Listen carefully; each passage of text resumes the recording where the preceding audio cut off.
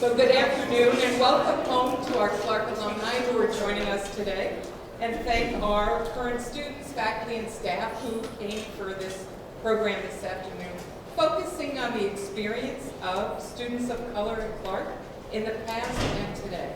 I'm Kate Zanger, and I'm the Vice President for Student Life, and this is my 27th year serving Clark University. So I'm going to take just a minute and share a little data with you. In the fall of 1997, we had 5% of our students who identified as being a student of color. In the fall of 2022, which is this fall, I'm very happy to report that we had 26% of our students who identified as being a student of color. And if you just look at our first year class, the number was 28%. So we're very happy about that. I recognize that higher numbers alone do not alleviate institutional barriers to student success, but a more diverse student body certainly brings a richness to our campus that contributes so positively to our experience, especially to our student experience. So we're going to hear now from Clark alums and Cammie Dean, a former director of multicultural student services, who began her higher education career in this role in January of 1997, right here at Clark University. So each of them are going to speak for a few minutes. Take the time that you want to share stories. They will also be putting some of their remarks in perspective of the time that they attended Clark. We also have two women, Charlotte and Deborah Ashton, who are sisters, who attended Clark 50 and 51 years ago. They are traveling from Chicago today to be with us, so I'm assuming they probably ran into a bit of traffic, which, as you know, when you're driving from Chicago can happen. So we hope they will be able to join us as well. So I asked everyone to introduce themselves any way they would like when they start to speak, and they'll be passing a microphone around. And then we're going to open it up. We know that we have alums here who might want to speak up and say a few words themselves about their experience. And also current students today, I hope you might share, because I know alums that are here would be very interested in what your experience is. So who's going to start?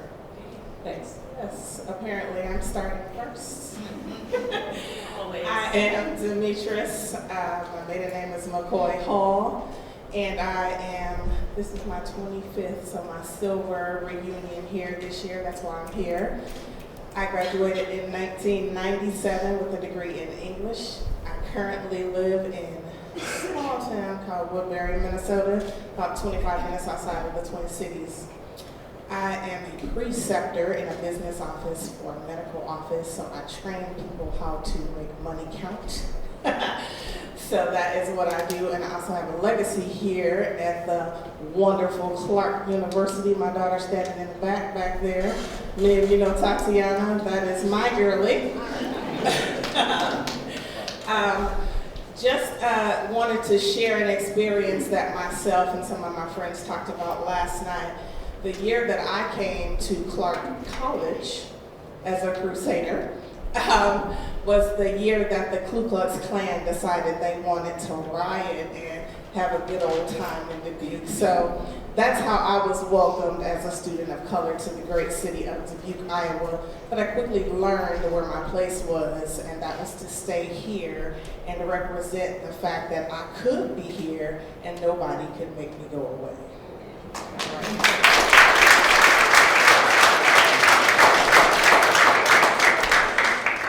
And that's when he realized he made the mistake of giving her the mic first.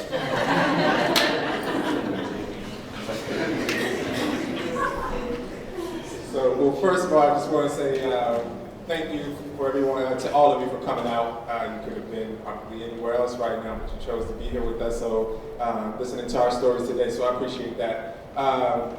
My name is Ardell Sanders, and I am a 1999 graduate from Clark College.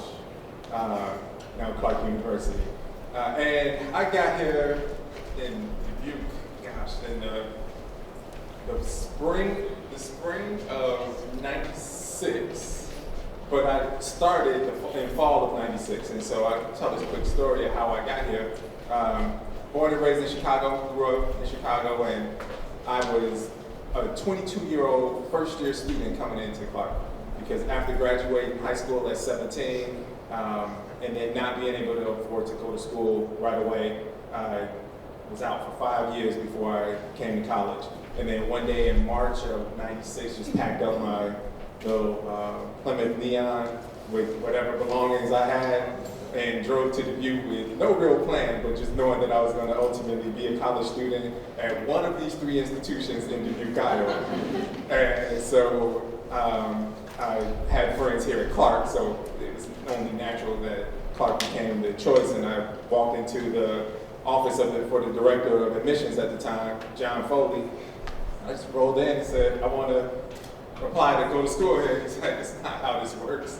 But he sat down with me anyway, and we talked through some ideas and plans and figured it out, and I got all the things done. And all these many years later, I'm a Clark graduate and finished here in '99, December of '99, 3.5 years in and out. Did a lot while I was here. But my experience as a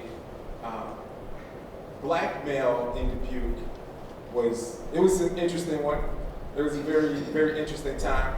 But Clark was home, and this was my safe space. And being from Chicago, I never felt unsafe in Dubuque, but it's not from a lack of the challenges that face us here on this campus. And so 2 of my best buds right in the back.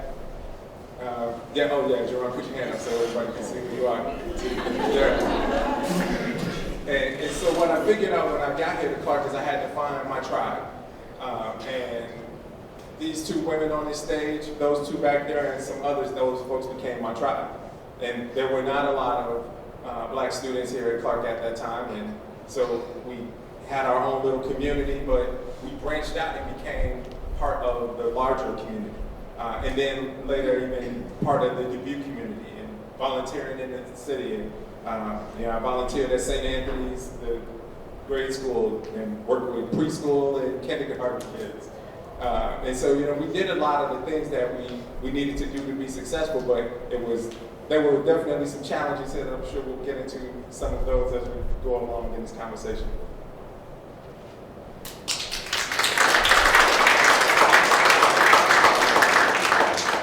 I think both of my co-panelists here were pretty humble, perhaps, about the level of leadership and excellence that they brought in every opportunity that they took advantage of here at Clark. So I'm Cammie Dean, and I was the first director of multicultural services here at Clark. And I thought I might want to be here because when the Ku Klux Klan was marching through town, I was 80 miles away in Iowa City, still in school, and thinking, what the hell is going on in Dubuque, Iowa? Donahue was here, Oprah was talking about it on her show. Like, it was big news across the country, and there were newspaper headlines, the most racist city in America. And I had a little bit of a chip on my shoulder because I grew up in a small town in Texas where life was pretty bad, where we had 1 black student in a graduating class of 600, and I thought, I can make a difference there. Something else that she was humble about. So my first professional supervisor, my first boss, Kate Sanger, took a totally green, totally new professional under her wing. But the person who really hired me was Dee McCoy. She was clearly running things when I got here and clearly told me what the needs were. And I don't want to dismiss the fact of how far this campus has come. When I was first representing Clark out in the world as the director of multicultural services, attending conferences or doing presentations, people would say, well, how many students of color are there? And I'm like, well, 28. They're like, 28%? That's pretty good. I'm like, no, 28 students. And then I would get this, oh, you poor child, right? So it was certainly a challenge, but it was a challenge that I felt like I was really up for. And despite the fact that I knew that students were struggling with that being the one person who looked different in a classroom on a regular basis, of walking off campus and not being sure, or maybe being sure of the negative response that they would get from people that they interacted with in the community. I felt like this was an important place for me to be, and I have to say that it truly was.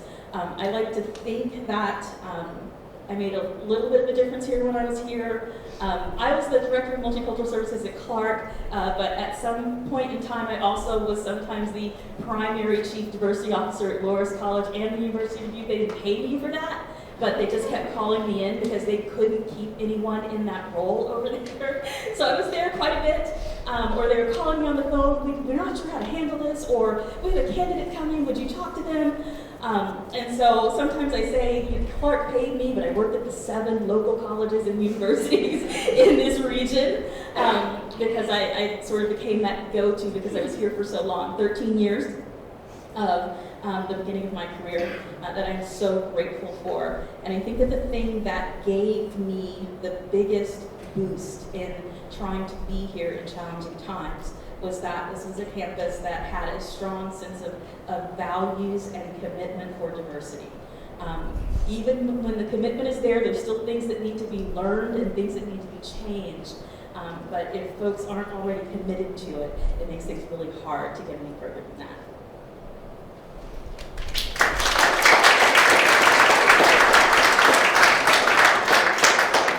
So before we open it up to everybody, I have one question, and you may answer this in all different ways, but one of the things we talked about is how do we give students a sense of belonging, and how do we give employees a sense of belonging so we retain employees of color as well. So I wonder from your perspectives, was there anything Clark did to help you get that sense of belonging when you got here?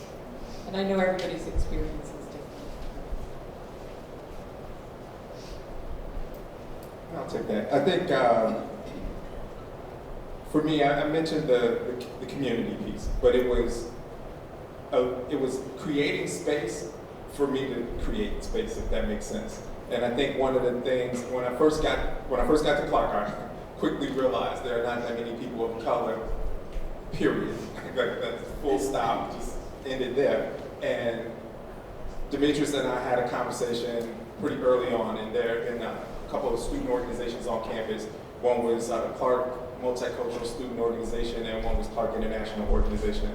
But they were pretty inactive at the time, and because there was usually like a small group of people who wanted to do things, and that same group was like 3 or 4 people did all the work. And so eventually, when folks aren't showing up and can't get enough interest to come out for different things, you kind of lose direction.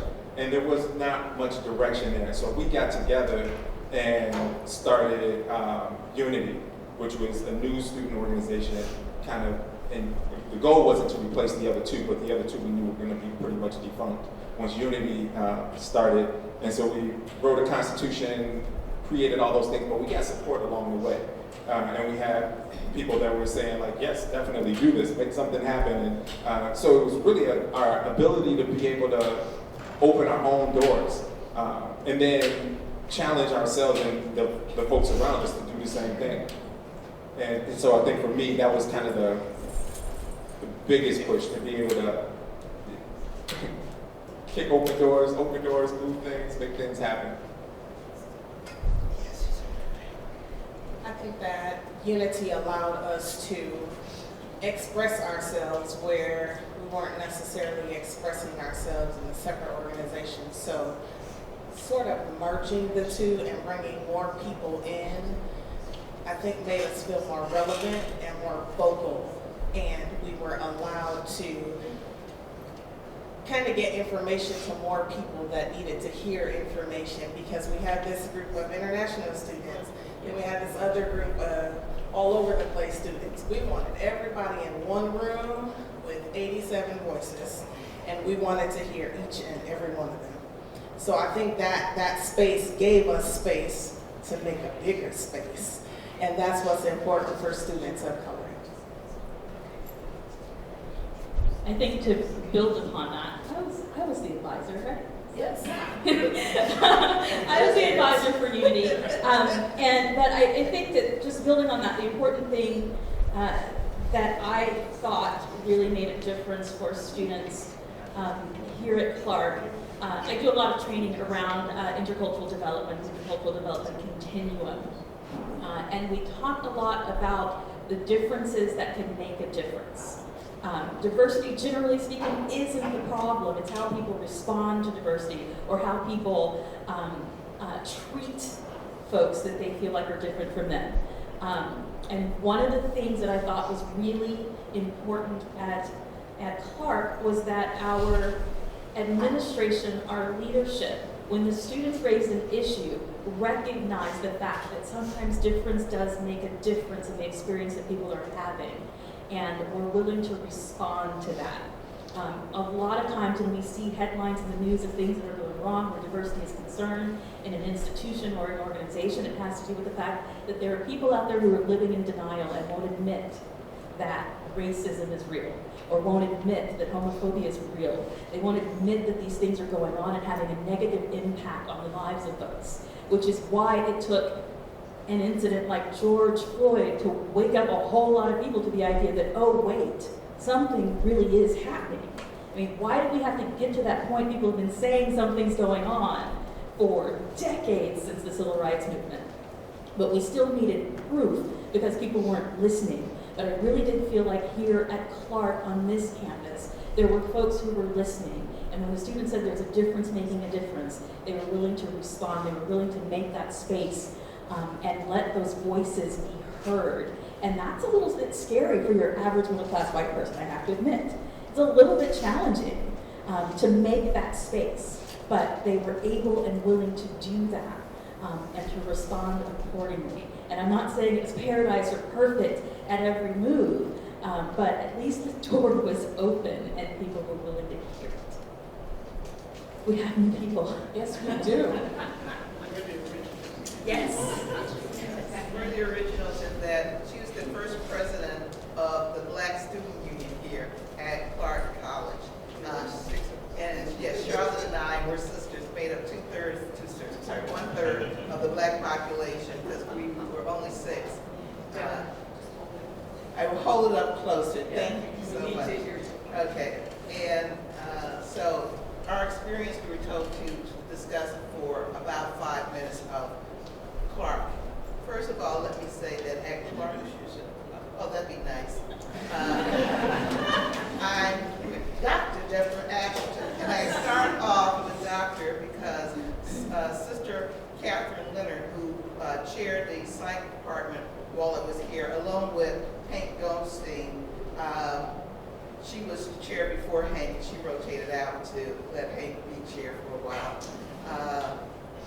When I interviewed at Harvard University for grad school, I did not like the way they interviewed me. And I was quite incensed. And I told Sister Catherine Leonard, if accepted, I wasn't going. And Sister Catherine Leonard told me if I was accepted by Harvard, you are going. And so I did. Clark experience, we had tunnels, I'm sure you still do, way back then, because this is my 50th year reunion that I'm back for homecoming. And one of the things is I knew when I first came here I was going to major in psychology. Sister Catherine Leonard was wonderful. Sister Catherine Leonard has studied at the Piaget Institute in Switzerland, and she was wonderful. I also had the experience of having individuals in psychology who were great friends of mine, Sue Vandervoort and Barbara Pirelli. So those were one of the things that was nice about Clark. The other thing that was nice about Clark was that when one person was successful, especially whether it was fellowships or going into the grad school program, everyone at Clark was happy for you. They saw it as their success. It was like Pelé, when someone said when he saw Pelé do what he could do on the soccer field, he knew that was something that he also took pride in. And that was what's nice about, we refer to ourselves as Clarkites back then, not Clarkies. And we were very proud. I will say that while I was here, we started a colloquium with Loris. I will say that when it first started, there was concern because some of the girls not to say girls / women, who were brilliant, actually dumbed down in class in order for the men to feel better. That was a true issue. And I still remember Hank Goldstein took me aside because he noticed I had stopped talking in class. And at the same time, I will share with you, the professors would judge how hard a test was based on how well I did on it, because then they had to discern whether they were going to give the other students a pass or not. Because if I said it was hard, then it was hard. But if I didn't say it was hard, then it wasn't hard. But I told Hank, I said, well, what's really going on is I noticed that you're giving the guys much more reinforcement when they answer a question than you are the girls. And so I said, well, if that's the case, then maybe I'll just stop talking and see how you like it. And after that, he started making sure he was reinforcing everyone, if you will, in a fair manner. I won't, if you will, sugarcoat it. Clark had great faculty, but they also had faculty who were racist. And Kathy Schultz, who nominated me last year, knows that I talked about one professor who she literally, when I was taking Latin, was giving me D's and F's when I was doing A work because she didn't understand why a black person was taking Latin. And finally, I had to go to the academic dean. And when I went to the academic dean, I had other students' papers from the class, and I asked Sister Helen Thompson, who was the academic dean, to tell me what was the difference between my paper and their paper. She said, well, I'm not the Latin scholar. I said, you're not the Latin scholar. I said, you know enough Latin to see there's no difference between these papers. Plus, what was even more interesting, I was actually mentoring or coaching or whatever the other students who were getting A's and B's on their papers. So that was an issue. At the same time, I will pass the mic to Charlotte, and she can tell you about Sister Dorita Clifford and all the wonderful things Sister Dorita Clifford did. But Clark, I think, not only did it accept differences everybody had to play by the same rules. If, in fact, you had a faculty member or someone in administration doing something they had no business doing, and I was also taught documentation, if you documented it and brought it to their attention, they corrected it, and that was essential. I'll pass the mic to Shirley.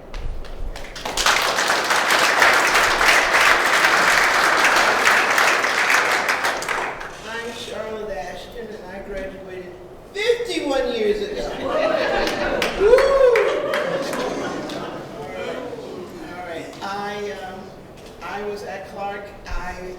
My first experiences at Clark was I had this idea that I was going to be a sociology major because I was recommended to come here by a Clarkite who had gone here during the 1950s. That's showing you way, way back. We're doing this without Mr. Peabody. Okay, way back. And so when I came here, I was struck by the history department and the intelligent women. That first year I had Sister Lauren Lithcott, a Lithuanian extraction, tall, blonde, slender, beautiful, and brilliant. Okay, absolutely brilliant. And I was in her class. I was in the Western Civ. There's no Western Civ anymore. But I was in Western Civ. I was answering questions left and right. And she said, Charlotte, I want to talk to you. I want to talk to you later. And I was like, what is she going to talk to me? And then I went and met her at the top of a little office at the top of Mary Fran. And she looked at me. She sat down. She said to me, you're absolutely brilliant. And that was a whoa moment. That was a whoa moment. And she helped me. She paid for me to get a course in public speaking. She said, you're going to speak before people learn how to do it correctly. I want you to do it. So she paid for the course. It was, I'll tell you, when she's gone now, and when she died,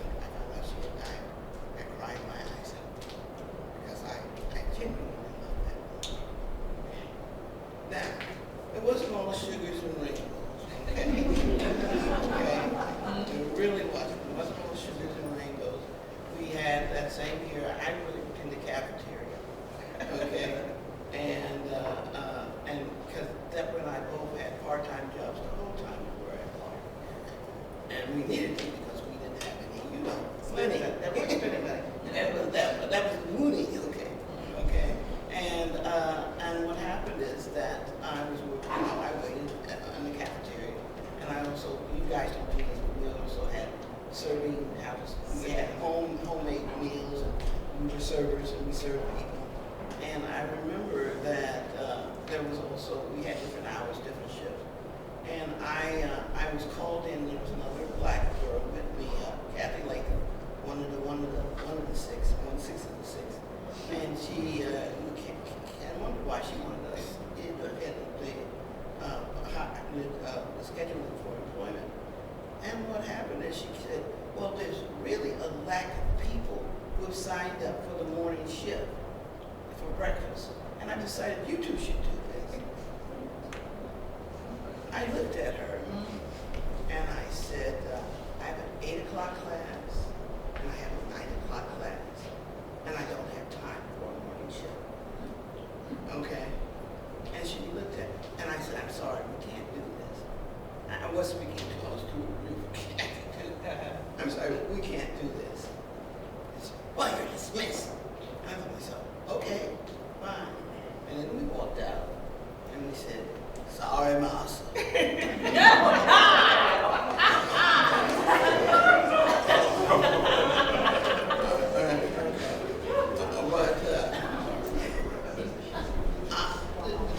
There were, bad moments, tense moments, okay, because this was the 60s and the early 70s, and life was not easy, contrary to all the fantasies some people go and like to go and talk about. They act like they never heard of a history book. They read one, they would find out life wasn't easy then. Tell about the Temptations. Oh, yes. One sister told us, we were taking music, American music, and she said that the Temptations, started talking about the Temptations, and you guys never probably heard of it, but that was a big scene in the 1960s and 70s. Runaway Child, Running Wild, okay? Big scene. You probably never heard of that either. Papa was a Rolling Stone. Papa was a Rolling Stone. But anyway, she said that the Temptations were dealing with the fact with that song, the black men were an ephemeral presence in the black family. And I said, you really have no business. You really have no business saying this. I said, it's inappropriate. And she said, well, I wasn't making really a statement. I said, it's inappropriate. In fact, we all said it's inappropriate. And then finally she changed it around. No, we went to Sister Helen's house. We went to Sister Helen's. We always go to Sister Helen's day. And she changed it around. And finally she just sort of faded away herself in that. No. But remember, when we went to Sister Helen's house, she's there with us, and we're complaining that she says that they are like the black men in families, and they're ephemeral. You know how they flow in and out of the family, and digging herself deeper into the hole, and we took exception to that. And so then she says, oh, well, I didn't mean ephemeral. I meant that they were all effeminate. That's even worse. Not they all are. Not they all are. Because, groups used to sing with falsetto voices. I don't know if you know what falsetto is. That high voice. But what happened is that that was that moment. But I also had a great mentor here. Sister Dorita Clifford. Sister married Dorita Clifford. She was from San Francisco. Her father came here from Ireland, and his first job was cleaning up after the earthquake in 1904. And she looked like a little bird in the face, but she was one of the smartest persons I ever met in my entire life. She was brilliant. And did she know it? She sent me a postcard once, and every sentence began with I. but This Fulbright scholar. she was a Fulbright scholar. She was brilliant. She studied Japanese. We were one of the few courses, one of the few schools at that time where you had to take Asian history in order to graduate from the history department as a history major. You had to take Asian history. She gave me the opportunity to teach my own class along with Deborah, co-teach a class, inquiring into the nature of black history class. She was my mentor. She, when I had to go to a interview for trying to get a fellowship for graduate school, she arranged for me to be driven there all the way up to Milwaukee. She was there for me. She was there for me. And she even took us out to a fancy dinner, and she loved Manhattans with an extra cherry. And she said, if you're going to drink, drink. And she could drink. And she loved to wear red dresses. And one of the things I learned from her is that a brilliant mind is a gift. It's a gift, and it should be cultivated. And it's a gift that you have to go and deal with and take responsibility for. And it's about hard work, discipline, structure, and using that mind. You have to deal with the fact that education is a journey. It's a journey. Your teachers are here to assist you. They're not your crutches, they're not your entertainers. They're the ones they're your guides, they're your mentors. And one of the things I learned when I was here is to appreciate those who are special, those who are willing to give, those who are willing to listen, and those who are willing to explore. And by explore, I don't mean just going with my own way. I mean exploring other lives, exploring other eras, exploring other ways of looking at reality. As George Santayana said, those who do not learn the lessons of history are destined to repeat them. Thank you.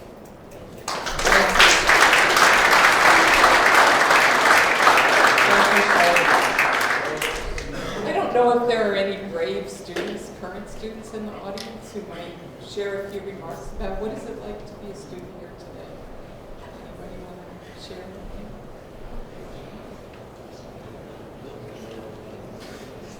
We got some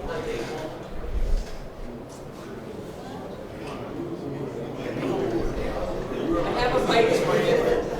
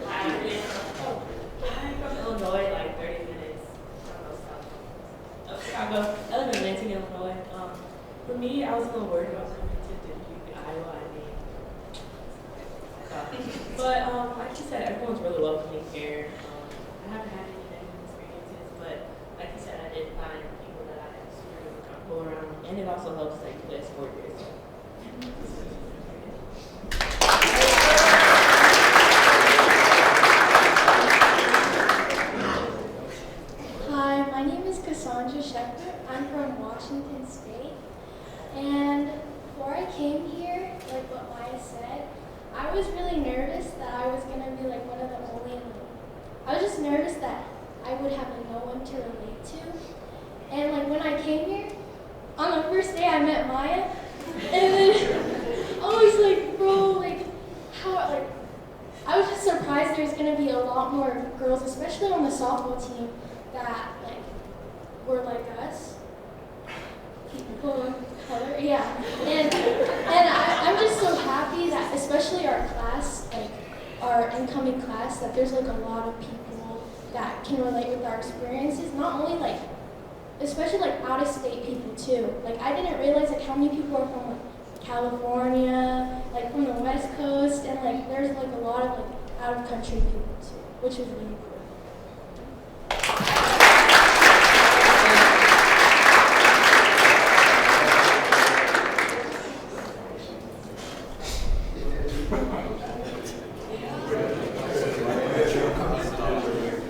Who else? Jerron. Jerron. This is Jerron Warner, former basketball player at Clark. Tell us a little bit about where you were from and what your first days at Clark were like. So, I'm from New Orleans. Marrero to be exact. Okay. West Bank, New Orleans. Anyway, so coming from New Orleans, obviously this was, well, how I got here, I was at Louisiana Tech. It's 3 miles from Grambling, that's the historic Black College. I spent so much time on that campus. Can you hold the mic up? I'm sorry.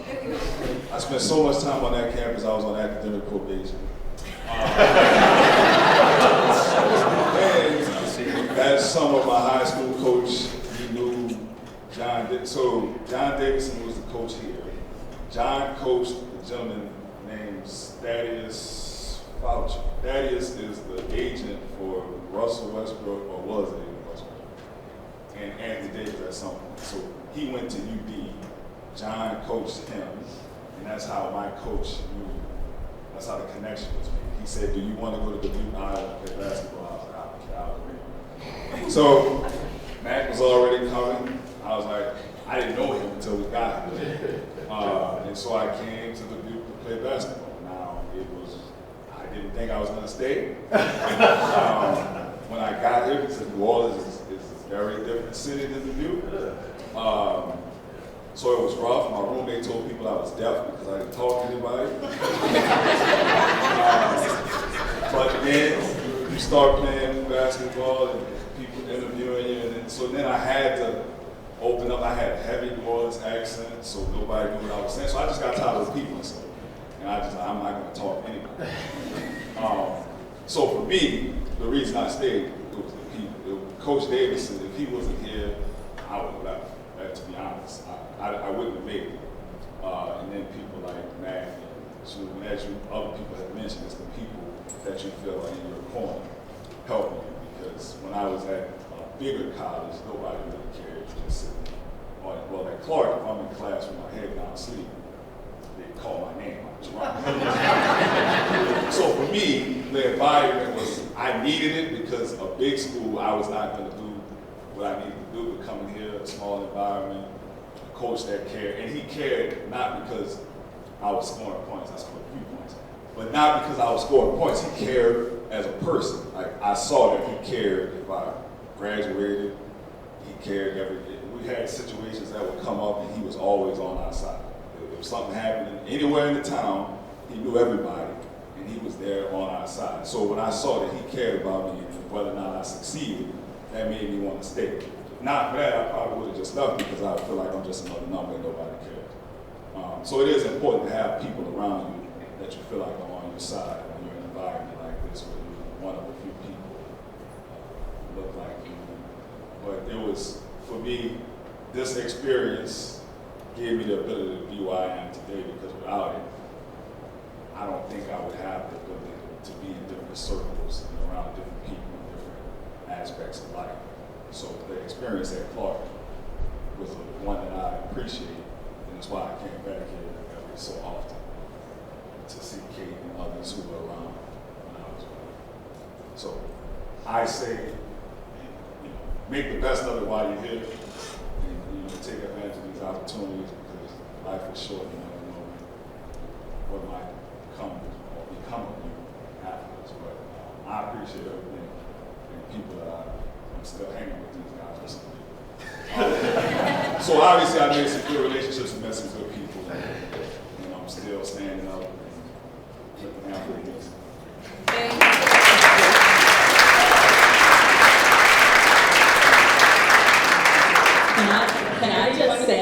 She's not joking about the accent issue. I actually had a small notebook in my desk where I would write down words that I didn't understand, and it was like a little dictionary.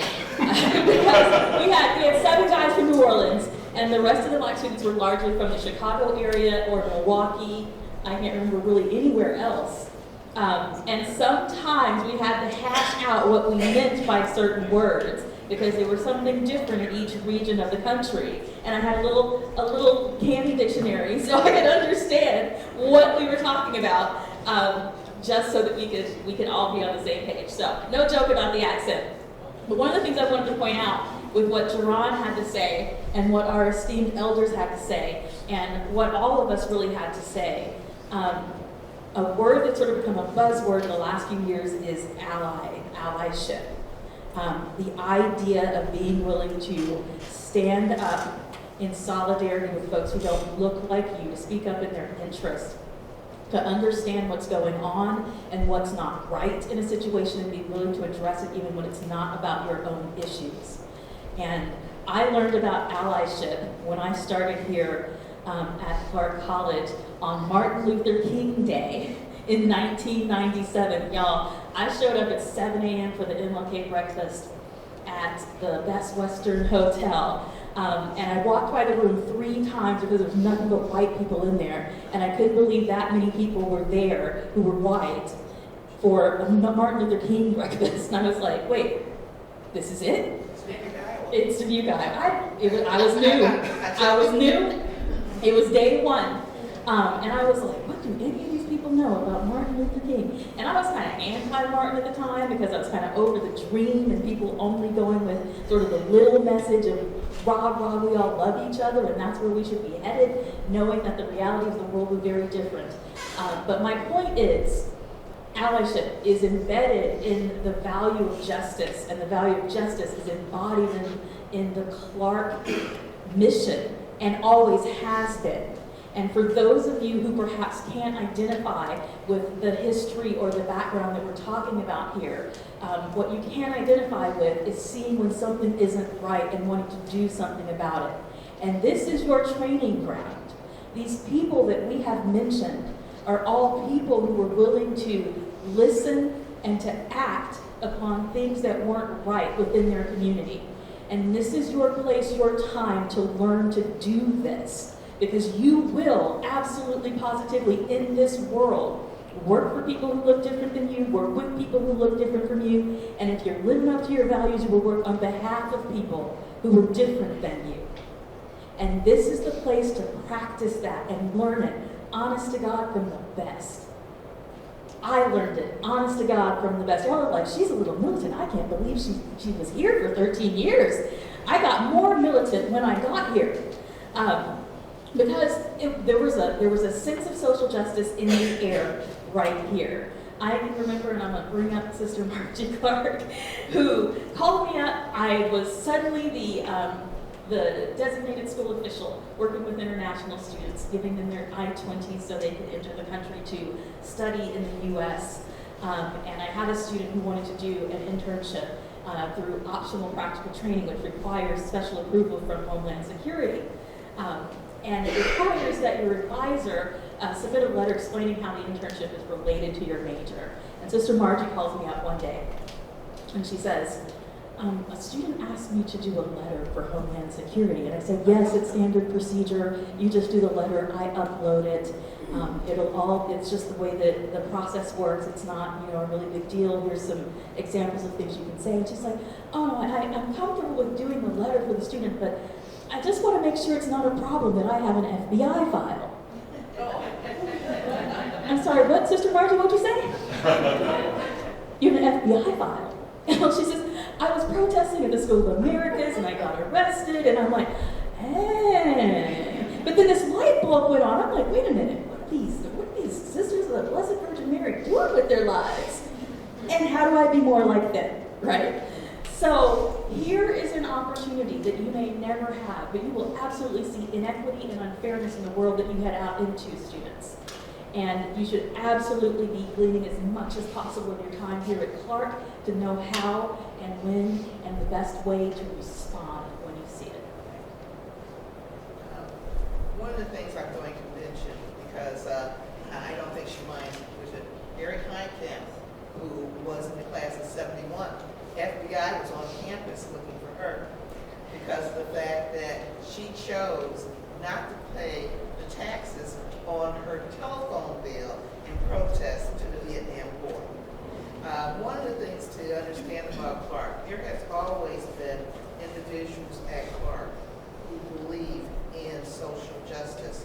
But one of the things that you have to also, because which I did not share, I had diversity and equity and inclusion at several Fortune 500 companies, and actually was inducted into the E&I Hall of Fame by Inclusion Magazine.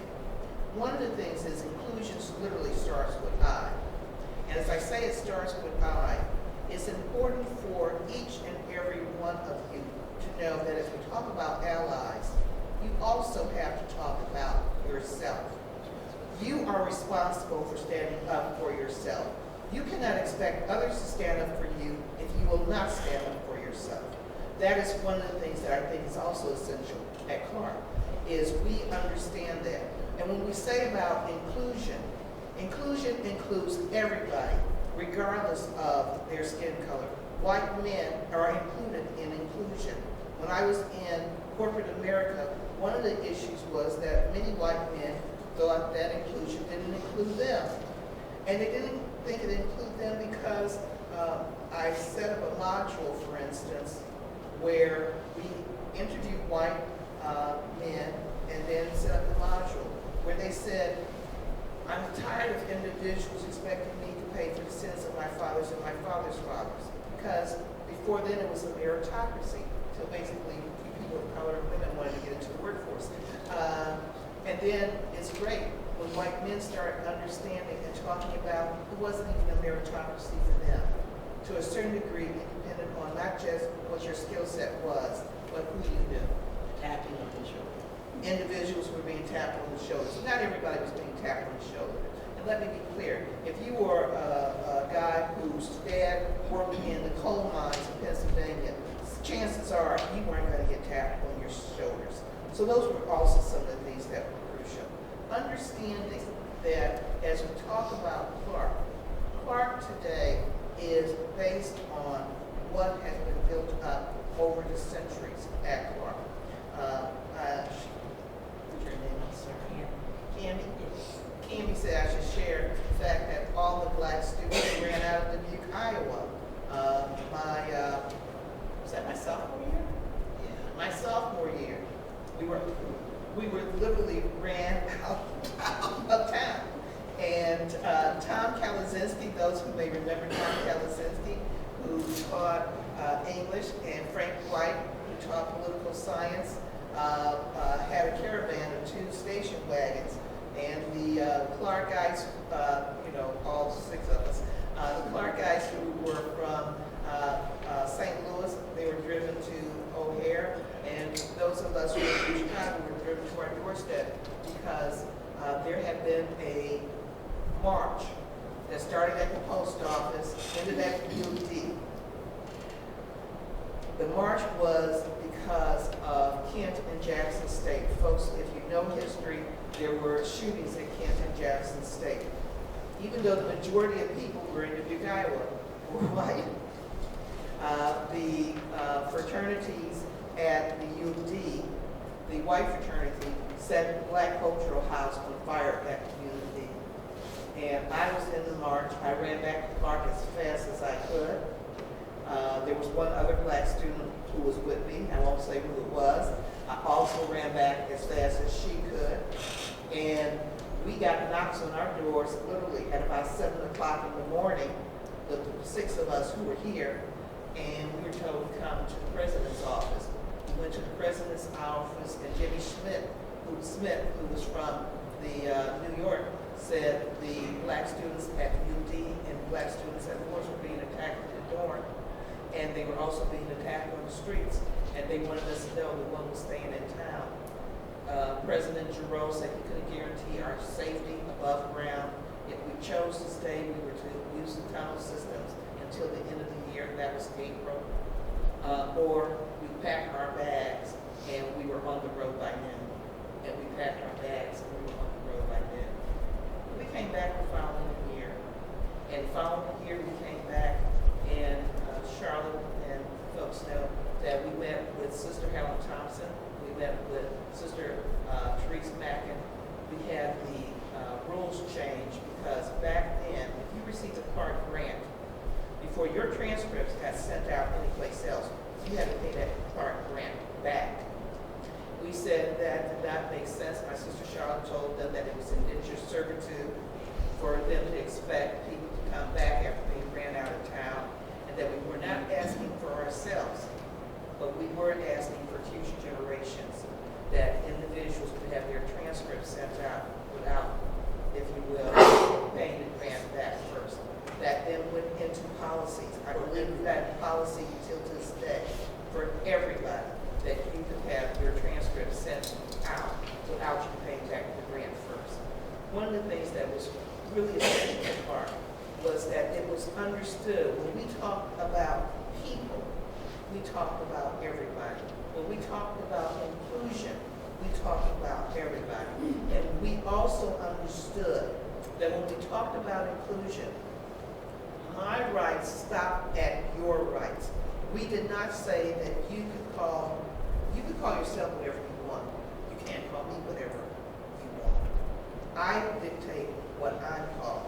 I had a black woman once who wanted to know, she was being interviewed for a job, and she didn't know whether to say black or African American. I said, since you're black / African American, you can choose whichever term you like. And that's the same as it stands for everybody. I wrote a blog once about whether individuals should be called she or they or Z or Z. And basically, you call people what they want to be called, but they also have to call you by what you want to be called. And that's one of the things that I think is essential for us to understand today when we talk about inclusion. Inclusion is not a one-way street. And inclusion does not simply mean that the individuals who are the non-dominant group get to tell the dominant group, or the dominant group gets to tell the non-dominant group.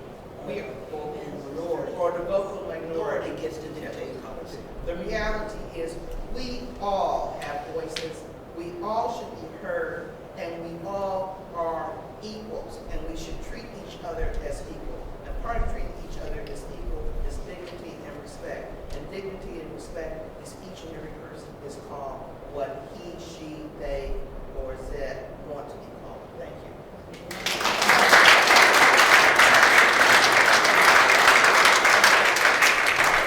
Any questions from anybody in the audience?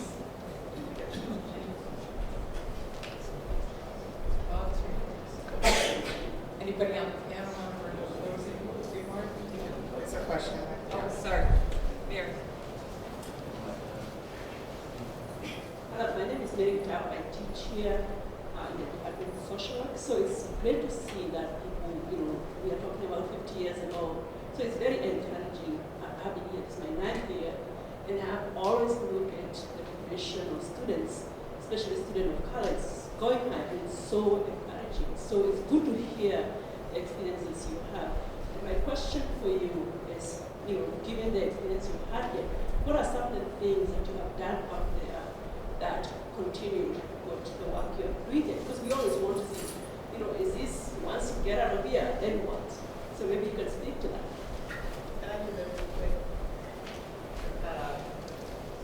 One of the things, especially at Clark, psychology to me was both clinical and organizational, okay? So in fact, Clark was more organizational in statistics, and Loris was more clinical back then. One of the things that I did when I left here is, at one point I was the chief of test development and validation for the Commonwealth of Massachusetts, which meant I got to use a lot of my statistics. Yes, you can use statistics once you leave college.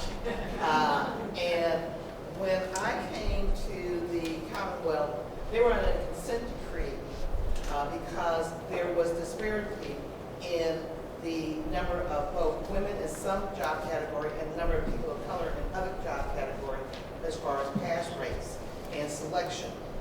I specifically focused many times on police and fire. So I'll give you a quick thing with police.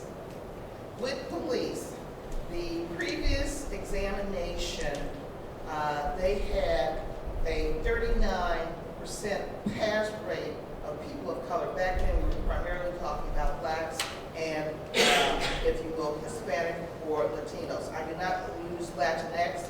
Only 3% of Latinos want to be called Latinx, and 40% said they hate the term. They find it's elitism. Okay, so, but as I said, you call people what they want to be called. So, when I look at the examination process and the selection process, we allow individuals to take the exam both in Spanish and in English. Well, normally for police, you would have 20,000 people sitting across the Commonwealth at one time, which meant that a lot of folks didn't get selected. But they were using Social Security numbers back then, so we could look to see individuals who passed one time versus the other, and also who was passing. I said, as I did a T-test on individuals who were Latinos who took the exam in Spanish versus English, there was a higher pass rate for individuals who took it in English than in Spanish. Light bulb went off. Individuals spoke Spanish. They did not have any formal training in written Spanish. And the individuals who were translating the examination for us were Latinas. They were Latinas because they weren't men. Latinas who were from the Western Hemisphere. So it wasn't Castilian Spanish. It was agreed upon, if you will, Latin Spanish. And they still were not passing at as equal rate as those who was doing it in English. So light bulb went off. One of the things we're going to do before the next exam is give practice exams out in Spanish and in English, so folks can self-select and understand they can take it in English. Next thing was the fact that the examination was 5 parts, multiple choice. Two of the parts was written comprehension, and the interpretations of rules and regs. It had the highest adverse impact. I was like, aren't those the same darn thing? So ran factor analysis to show that they in fact were measuring the same concept. Got our subject matter experts to agree that they were the same thing. So instead of the area that had the greatest adverse impact being 2/5 of the exam, it now is only 1/4 of the exam. Then the next thing we did is said, okay, ideally we want at least the pass rate to be what they call the 80% rule, which is 80% of your women and 80% of your people of color passing at the same rate as white men.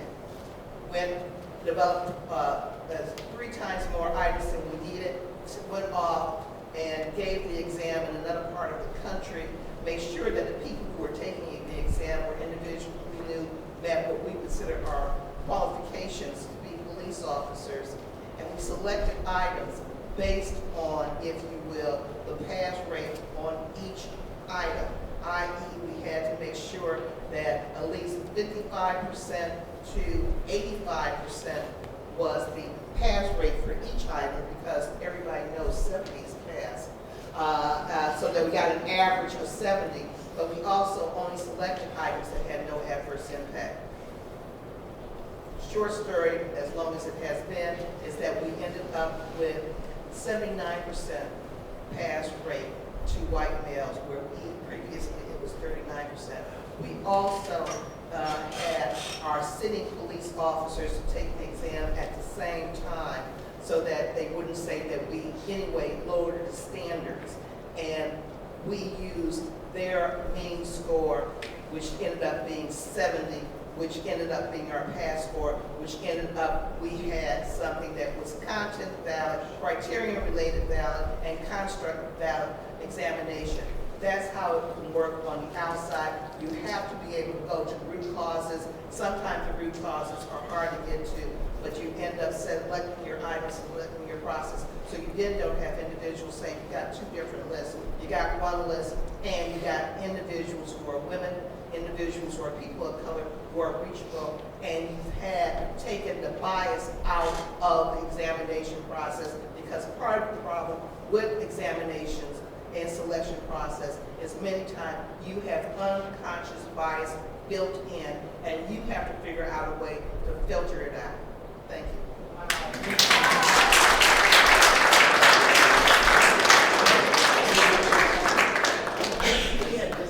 Yes, you won't be late.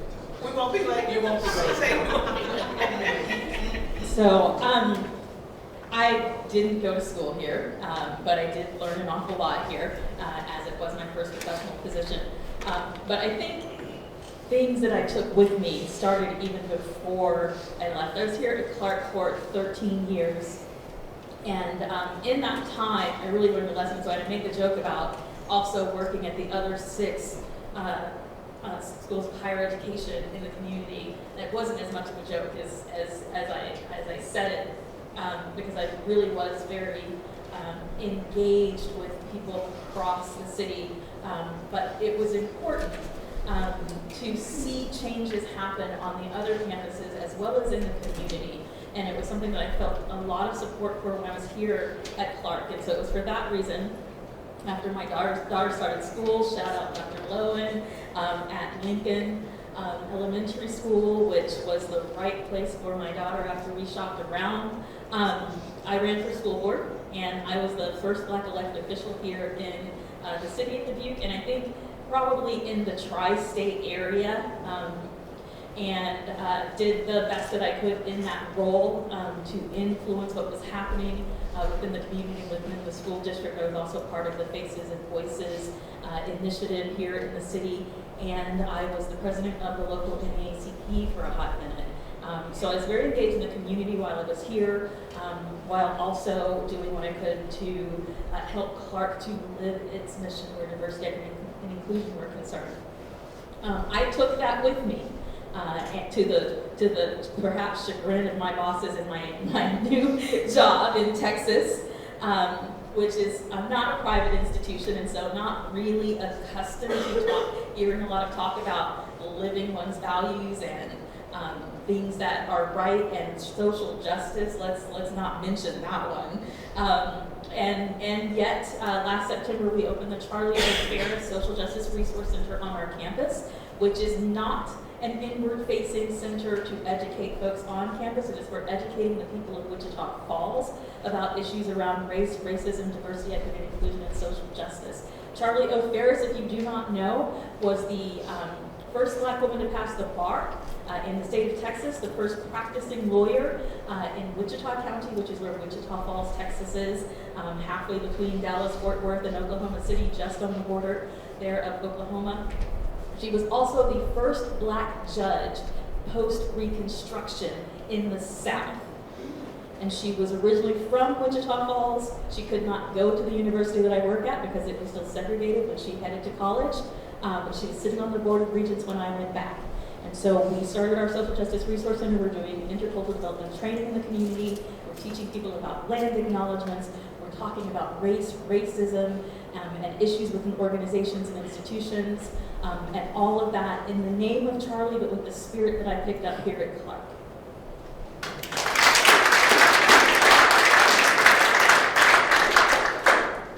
For me, after I left Clark, I went off. I was going to go make my millions. That was the plan. The plan got slightly derailed initially. Terrible. No,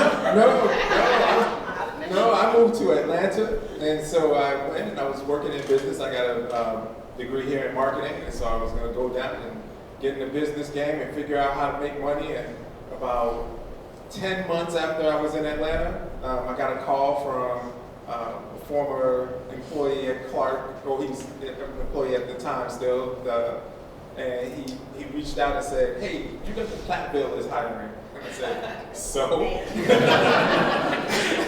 It's like, "Congratulations, UW Platteville." Like, I don't know why you would call me and ask me about that. And he said, "Well, I just remember the last conversation we had, which had been like about 4 months prior to that." And he said, you mentioned that you're making a lot of money in your new job." Like, yep. And I was happy and smiling about all the money I was making. He said, "But you kind of sounded like you hate the work." And he was not wrong. And so he said, I just want you to take a look at the Platteville position. It's like, I'm not moving from Atlanta to Platteville, Wisconsin. It's not going to happen. And so a week later, after I accepted the position at Platteville, I was packing up again, heading back to this area, and went up to Platteville, and I was there for 3 years. Went on to the University of Minnesota for 3 years. And then after that, I moved down to North Carolina, and that's kind of where the rest of my journey started. So I was in higher ed and working a lot with students of color, and just students in general, but a lot of students of color, but not in official capacities. I was like everybody's uncle, you know, like the one they wanted to go talk to, but didn't really have a direct connection to folks outside of the fact I was working in housing and doing those things. And when I got to North Carolina, I took a position with the African American Male Initiative at North Carolina Central University, took a couple other positions, moved up, and eventually became a director there, and then took over and created a new department which encompassed the African American Male Initiative Men's Achievement Center. And that's where I kind of found my footing and stride, and understanding and seeing it was around the time of Trayvon Martin and Mike Brown when those deaths happened, and really starting to move into the, I don't even want to call it arena of social justice. Social justice has always existed in my life, even from when I was here at Clark, but really becoming more of a champion for folks outside of my immediate circle. And once I started getting and realizing the power that I could have, and understanding the agency that I had to be able to open doors and remove obstacles for other people, that's where I really started my journey. And so since that point, I am now at Indiana State University, and so I'm the executive director for residential life at Indiana State University, and I sit on every possible board. I open every possible door, and also I work in the, like just in higher ed in general. So I'm currently co-chairing an institute for the curricular approach, and within that, I make sure that we talk about and have every institution that I work with do some consulting at different campuses, and we talk about racial decolonization and social justice work within their systems, and really looking at the systems that are rooted in white supremacy and that are rooted in racism, that are rooted in sexism and ageism and every ism you can think of. How do we dismantle, tear those down, and rebuild them in the face of today's college students? Because today's college students don't look like the college students from Harvard University when it opened back in the 1600s. Now, that world was built for white Protestant men of means, and that's who that world was built for. And we had to go through, look at where those systems that are still built for just them, and tear down those systems and rebuild them with those same men in mind. You don't exclude, like Dr. Ashley said, you don't exclude white men from the equation. We don't get to say that justice is taking white men out of the story. No, white men are part of the narrative as anybody else, but we need to make sure everybody else is included in that narrative. And so that's the work that I'm doing today. I sit here, I get to work with this fine institution all the time because I serve on the board of trustees here at Clark now. I was formerly on the alumni board. And so you know, there's a lot of things and a lot of ways to give back once you leave this institution. And for me, it was important to come because representation matters. For me to show up, and for us to be able to come here every year for homecoming, and to have the students on this campus to see like, oh, there weren't many of them, but they still come back and they still show up. So we try to show up and show out every chance we get. And I think that's important, and I hope and expect that as you all matriculate and finish your journeys here at Clark, you will finish your on-campus journey in the short term, but that you will continue to come back because this family never ends. You continue on, you don't stop giving back once you've already taken so much. And so I believe in giving more than I take, and I hope you'll do the same.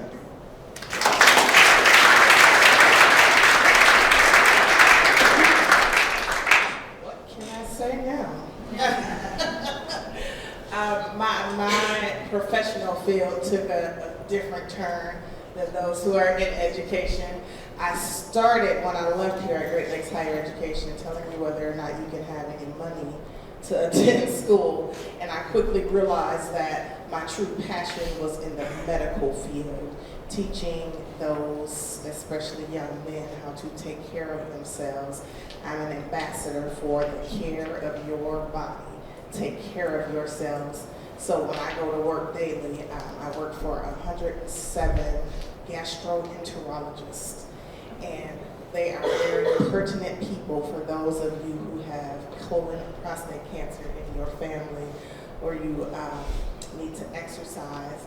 Gut health, that is very important to me, so I'm an ambassador for that facility in Minnesota. I'm not from Minnesota, I'm from Milwaukee. So when I came here, true culture shock, much like Mac and Jerron back there, I was like, yeah, okay. My high school didn't look like this at all, okay? But I quickly had to get used to the environment that I was in. Ardell is looking at me like that when he talks about being on the board of trustees, because I am on the alumni board. And you see me often because I'm here with Tatiana, but you see me even more often stopping and talking to everybody. And everybody know Mary Ellen, right? She goes, how do you know everybody? It's important for me to know you. So if I haven't stopped and talked to you, I'm going to make that my purpose this weekend to make sure I stop and talk to you. I want to hear your voices. Your voices are important to me. When I was here, I wanted to hear the voices of every student, not just the students of color. I wanted to hear what everybody had to say. I may not be able to make things happen the way you want them to happen, but I'm listening and I'm communicating. And believe I am talking to the people that need to hear what you want them to hear. So make sure you stop and give me a holler. I'm here often, so make sure that everybody calls me Dee Dee, just in case. Everybody says Dee Dee or Mom. The football team calls me Mom now. But make sure you stop and just say hello. Make sure I know you. If I see you in the hallway and you're like, who's that lady? Well, she's saying hi to everybody. It's me. That's what I do. But I think it's important that you get to know each other and get to know the space that you're in. If there's something you need to be heard, make sure you're heard. Don't just stop at they're not listening. If there's something you want to be heard, make sure your voice is heard. Thanks, Dee Dee. Great way to end it.